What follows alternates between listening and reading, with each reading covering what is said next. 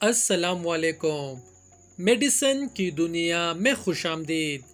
میں ہوں فارماسسٹ امین شاہ۔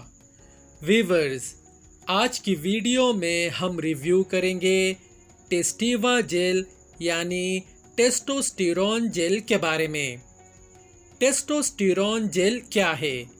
اس کے فائدے کون کون سے ہیں؟ نقصانات کون کون سے ہیں؟ اور ٹیسٹوسٹیرون جیل استعمال کرنے کا صحیح طریقہ کون سا ہے؟ یہ سب ہم آپ کو آج کی ویڈیو میں آسان الفاظ میں سمجھائیں گے۔ آگے بڑھنے سے پہلے نئے آنے والے دوستوں سے گزارش ہے کہ ہمارے چینل میڈیسن کی دنیا کو ضرور سبسکرائب کریں، ویڈیو کو لائک کریں تاکہ میڈیسنز کے بارے میں، مختلف بیماریوں کے بارے میں ہماری مفید اور معلوماتی ویڈیوز آپ تک بر وقت پہنچتی رہے۔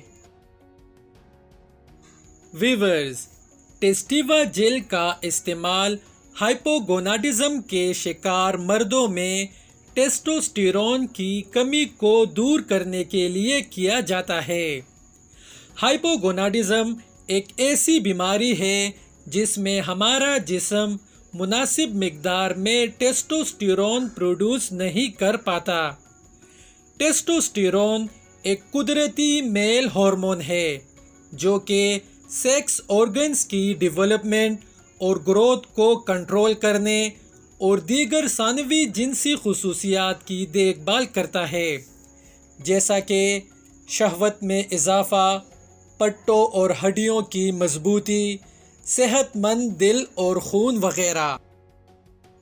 ویورز، ٹیسٹیوا جیل یعنی ٹیسٹوسٹیرون جیل کو بازوؤں کے اوپری حصوں اور کندھوں پر آرام سے ملا جاتا ہے۔ اس کے علاوہ ٹیسٹوسٹیرون جیل جسم کے کسی بھی دوسرے حصوں پر مت لگائے۔ یہ دوا جلد کے ذریعے جذب ہو کر آپ کے خون کے بہاؤ میں داخل ہوتی ہے اور آپ کے جسم کو عام ٹیسٹوسٹیرون کی سطح تک پہنچنے میں مدد کرتا ہے۔